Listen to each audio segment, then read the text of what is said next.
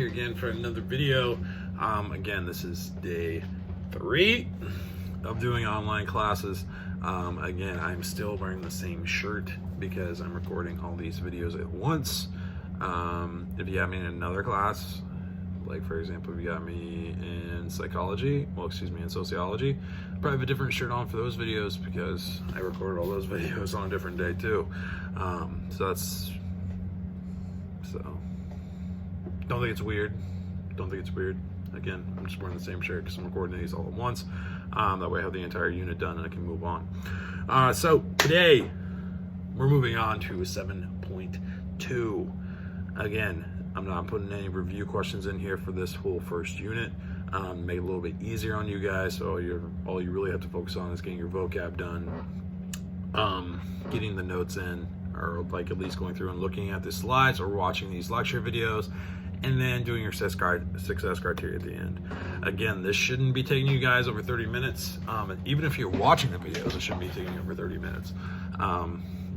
Again, I try to make this stuff quick, easy, and simple for you guys. That way you guys are moving on and getting your work done for other classes. As I'm sure you probably have to share the Chromebook at home if you got siblings or anything like that.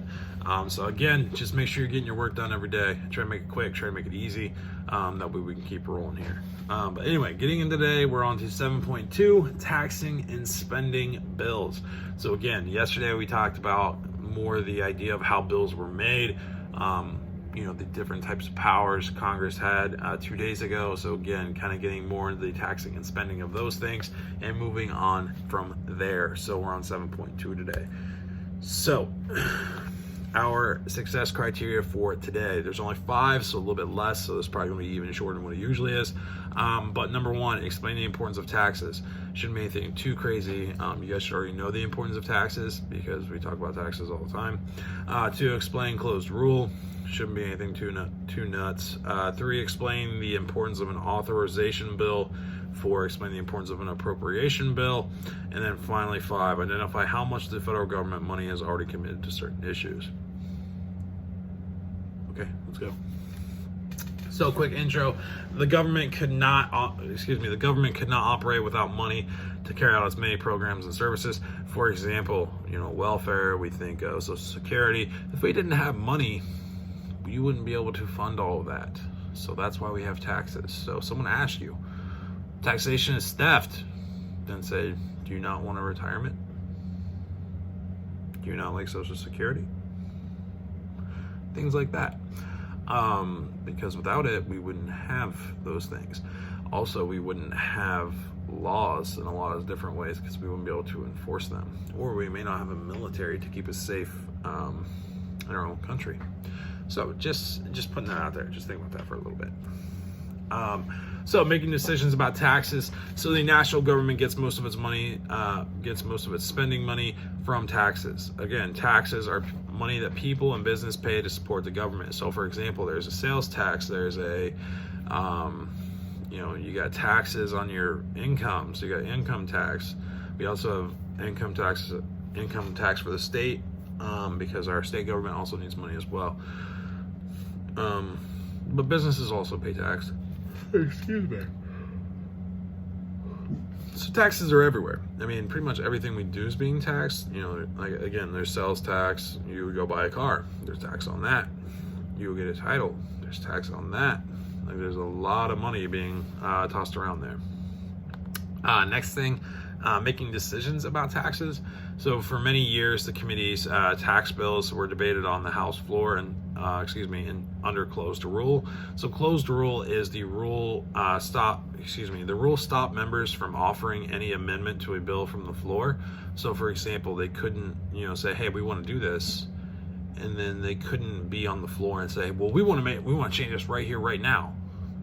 That's not the way they worked. That's why it was called closed rule, because they didn't want anything to happen to it on the floor, like make adjustments on the fly. They'd rather take it back and go through and fix it that way. So this meant that only the Ways and Means Committee could have any saying in writing a tax bill. So that's the only committee that really focused on making changes to it. And that stopped in 1973. Next thing here, appropriating money. So again, proportioning out your money, thinking about what you're going to spend it on. things of that nature. Make sure it's appropriate spending of money. Constitution gives Congress the power of appropriation. So basically they can decide what is appropriate for the money to be spent on, and what is not appropriate for the money to be spent on. So appropriation is the approval of government spending. So for, again here, like if your mom gave you $50 and you went out and spent $50 on, like, I don't know, a video game, instead of spending the $50 on food, water, things of that nature, your mom probably wouldn't approve of the way you're spending it, right? Like if you came to your mom and you said, "Hey mom, can I have $50 to go buy a video game?" She's probably gonna say no. If you said, "Hey mom, can I have $50 so I can go buy food and you know, water for the family, and I'll make dinner?" Something tells me they might be a little bit more willing to give you your money. Will give you the money because you're spending it a little bit more wisely and you're thinking about others compared to, I want to go buy a video game. Just something to think about. Also, authorization bills set up federal program and specifies how much money may be spent on the program. So authorization, you know, authorizing the idea of, yeah, we're going to allow you to spend your money this way.